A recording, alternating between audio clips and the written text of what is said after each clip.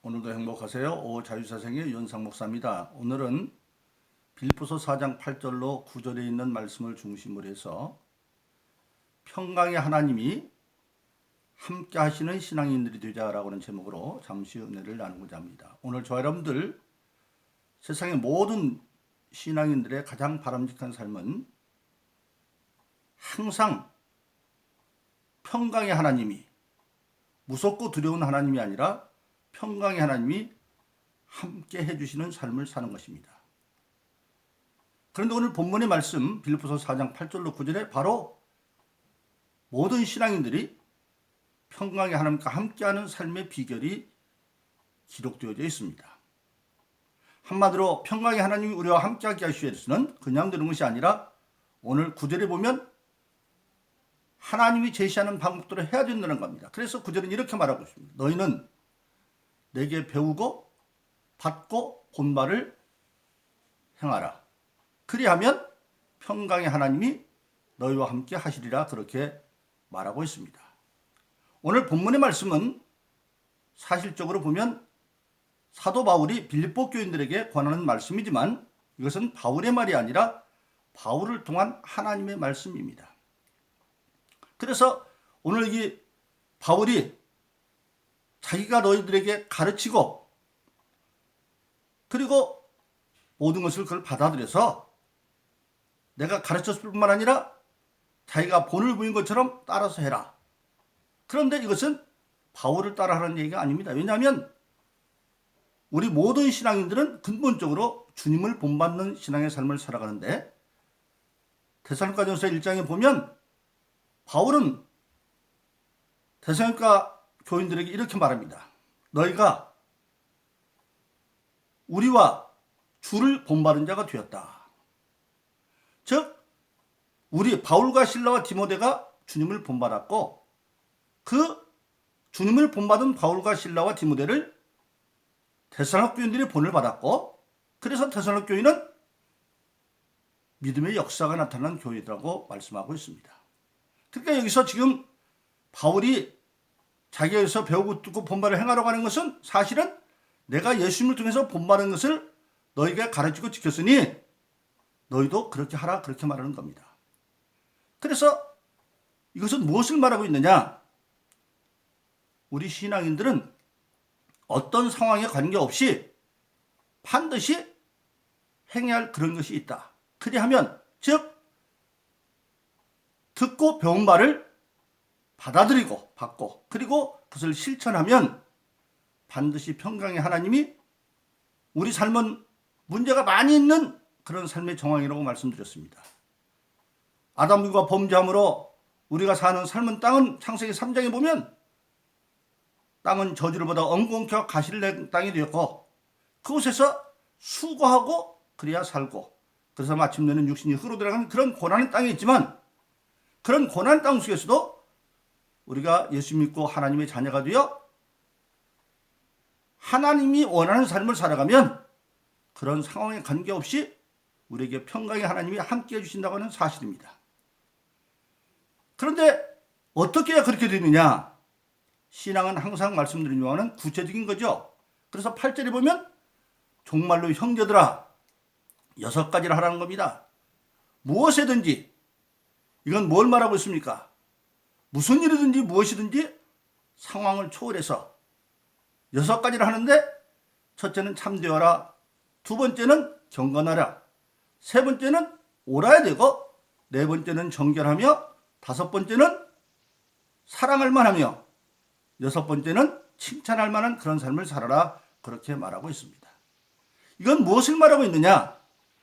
세상에 많은 사람들은 해야 할 걸 알면서도 형편 따라서 하다가 안 하다가 합니다. 그런데 어려운 말로 우리 예수 믿는 사람들은 상황윤리, 형편 따라서 변질되는 삶을 사는 것이 아니라 절대윤리 가지고 살아가는 겁니다. 한 예가 있었습니다. 2차 전쟁 때 히틀러가 유대인들을 잡아서 이제 포로수에 가두고 다 독가스로 처형하려고 합니다. 그때 유대인 어떤 여자가 자기 남편은 불구자인데 같이 살고 있다가 그 여자가 잡혀서 포로 송수에 들어갔습니다.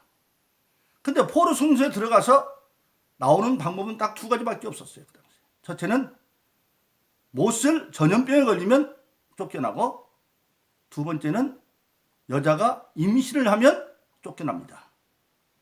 그런데 전염병은 마음대로 드는 것도 아니고, 근데 여자가 생각해 보니까 자기가 포로 성소를 나가기 위해서는 임신하는 방법밖에 없어요. 만약 자기가 나가지 않으면 자기 남편은 불구자지, 그 사이 난 아이들은 살 길이 막막한 거예요. 그래서 그 여자가 입술을 꾹 물고, 그렇다 내가 임신해서 여기를 나가야 되겠다. 그래가지고 그 지키는 독일군 병사를 유혹해가지고 그와 성적 관계를 갖고, 그런 말미암아 임신을 하게 되어져서 그는 드디어 포로수에 나와서 자기 불구자가 된 남편과 그 자녀들의 집에 돌아가서 그 불륜으로 말미암아 난 아들을 자기 남편의 호직에 놓고 가정을 이끌어 살았습니다. 이건 실질적으로 논란이 문제입니다. 이때 이 여자는 간음한 것이냐 아니냐. 소위 지금 해방신학을 하는 사람들은 모든 건 사랑만 하면 옳은 걸로 말하고 있습니다. 그러니까 그 여자가 그런 성적 분리를 저지른 것은 자기 성적 유혹 때문에, 욕망 때문에 그런 것이 아니라 오직 불구자인 자기 남편과 자녀들을 살려고 그랬으니까, 희생의 사랑이니까 그건 옳다. 그런데 성경은 아닙니다. 그건 간음입니다. 우리 신앙인은 하나님은 전능하시고 전지하시지만 우리는 전능하지 못합니다. 그럴 때 우리가 하나님의 법대로 최선을 다하다가 안 되면 그 이유는 하나님께 맡기는 것이 신앙인의 삶입니다. 왜냐하면 우리 인생은 육신의 삶으로 끝나는 게 아니에요. 예수님께서 요한복음 6장 63절에서 제자들에게 말씀하죠. 그 6장에서 내가 생명의 떡이요 생명의 음료다. 내 살을 먹고 내 피를 마시는 자가 생명이 있다. 제자들이 어렵다고 말하니까 그때 모든 걸 설명하고 결론을 내리는 것이 요한복음 6장 63절입니다. 육은 무익하니 내가 너에게 이른 말이 영이요 생명이다. 즉 육신은 나중에 다 흙으로 돌아가요. 그럼 무엇이 영원한 생명이냐? 예수님의 말씀을 따라 사는 것. 그래서 우리는 결국은 지금 있는 육신은 다 흙으로 돌아가지만 장차 최종적으로 말하면 예수 믿고 구원받은 자들은 흙으로 돌아가지 않는 영원히 죽지 않는 몸으로 부활해가지고 천국에 사는 그런 존재입니다. 그래서 우리 예수 믿는 사람들은 육신의 삶 이유를 생각하는 것이 예수 믿는 사람들이에요. 그래서 예수님 마태복음 10장 일찍이 말씀하셨습니다. 너희가 환난의 때가 올 때 순교의 순간이 올지도 모른다. 그때 뭐라고 말합니까? 너희는 딱 한 가지를 기억해라. 몸은 죽여도 영혼을 죽이지 못하는 자를 두려워하지 말고 몸과 영혼을 동시에 지우기에 멸하는 자를 두려워하라. 영혼. 그래서 오늘 여기 본문의 말씀 뭘 말하고 있습니까? 무엇이든지 어떤 상황이든지 초월해서 우리 모든 신앙인들은 반드시 하나님이 원하시는 그런 삶을 살아가면 하나님이, 전능하신 하나님이 평강의 하나님으로 오셔서 함께 해준다고 하는 사실입니다. 그러므로 저와 여러분들은 신앙은 구체적인 생활이기 때문에 오늘 8절에서 정말로 형제들아, 첫째로 무엇이든지 옳으며, 죄송합니다, 무엇이든지 참되며 그랬습니다. 첫째, 하나님 우리에게 요구하는 모든 것은 능력이 아니라 진실입니다. 그 진실은 인간의 진실이 아니라 하나님을 닮은 진실이라는 겁니다. 그래서 우리가 잘 아는 로마서 3장 4절은 사람은 다 거짓되되 오직 하나님은 참되시다 할지니라. 하나님은 한 번 말씀한 건 반드시 지킵니다. 그 역사적인 기록이 노아 시절에 노아 나이 480살 때 하나님이 인간 만든 걸 후회하고 물로 심판하기로 작정을 합니다. 그리고 그 홍수가 120년 후에 일어날 것을 말하고, 그래서 그때부터 노아는 나중에 자기 자녀들도 낳고 600대 자녀를 낳고 500세 자녀를 낳고, 죄송합니다, 그렇게 해가지고 600세 홍수가 일어날 때까지 120년 동안을 방주를 짓고 그 방주에 하나님 만든 모든 짐승들도 정결한 건 7쌍, 그렇지만 2쌍씩 놓아서 보존시킵니다. 여러분 생각해 보세요. 어떻게 보면 천지도 6일 만에 창조하신 하나님이 다 없애버리고 다시 만들면 될 거 아니에요. 그럼 왜 그랬을까요? 하나님은 천지를 창조하고 모든 만물에게 생존하고 번성하고 충만하라고 말했거든요. 그러니까 모든 걸 다 없애버리면 그걸 어기는 게 되기 때문에 하나님은 간단히 없애고 다시 만들 수 있지만 자기가 한 약속을 지키기 위해서 생육하고 번성하고 충만한 걸 위해서 종자는 다 보존해가지고 약속을 지켜가는 것이고, 또 우리가 아는 그럼 예수 그리스도도 창세기 3장에서 범전 아담과 이브를 이제 재판할 때 여자의 후손으로 약속하셨는데 수천 년의 역사 동안에 구체적으로 예수님이 어떻게 태어날 거냐, 여자의 후손인데 동정에서 태어날 것하고, 그리고 어디서 태어나냐, 베들레헴에서 태어날 거라고, 그 모든 것을 다 약속한 대로 이루어진 것을 우리가 알 수가 있습니다. 이것처럼 하나님은 참되신 하나님이기 때문에 반드시 약속을 이루신다. 그리고 우리 신앙인들도 그런 하나님의 속성을 닮아서 참되라고 하는 겁니다. 상황에 초월해서. 두 번째는 경건해라. 경건은 뭡니까? 디모데전서 3장 9절에 보면 깨끗한 양심과 믿음의 비밀을 가진 자들, 즉 예수 믿고 거듭난 믿음의 비밀과 금세와 내세의 비밀을 알고 그리함으로 성령으로 말미암아 깨끗한 양심, 즉 하나님의 뜻은, 성령은 하나님의 영이기 때문에 고린도서 2장에 보면 하나님의 속성을 안다고 그랬어요. 하나님의 기쁜 뜻을 알고 그래서 믿음의 비밀을 가지고 지켜가는 것, 즉 하나님의 뜻을 따라 사는 것, 그것을 경건이라 말했고, 그럼 무엇인지 오르며 하나님의 정의를 따라 사는 삶은 어떤 상황에서도 옳아야 된다. 그 대표적인 것이 사도행전 5장에 사도들이 예수 이름으로 복음을 전하고 온갖 가지 이적을 행하니까 대성과 서기관들이 그들을 감옥에 가뒀다가 그들을 잡아서 지금 재판하는 자리입니다. 왜 너희가 이 예수 이름으로 전하지도 말고 병도 고치지 말고 왜 그랬어? 뭐 책망을 하니까 위협을 하니까 그때 제자들이 당당히 말하죠. 너희가 십자가 못 박혀 죽인 예수를 우리 조상의 하나님이 살리셔서 우리의 임금과 구주를 삼았다. 우리가 사람 말을 듣는 것과 하나님 말씀은 무엇이 옳은가 생각하라. 하나님 앞에 옳은 것은 목숨 걸고도 그렇게 같은 그런 그것이 바로 우리가 신앙생활 하다가도 형편 따라서 신앙 양심에 찔리는데도 불구하고 아닌 걸 아니라고 하지 못하고 옳은 걸 옳다고 못하는 경우가 많이 있는데 그러지 말라는 겁니다. 그래서 모든 게 옳으며, 그 다음에 네 번째는 모든 것이 정결하며, 정결함은 계시록에 보면 세마포가 나오는데 세마포는 성도들이 선한 행실이라고 그랬어요. 그런데 세마포는 빨아야 된다.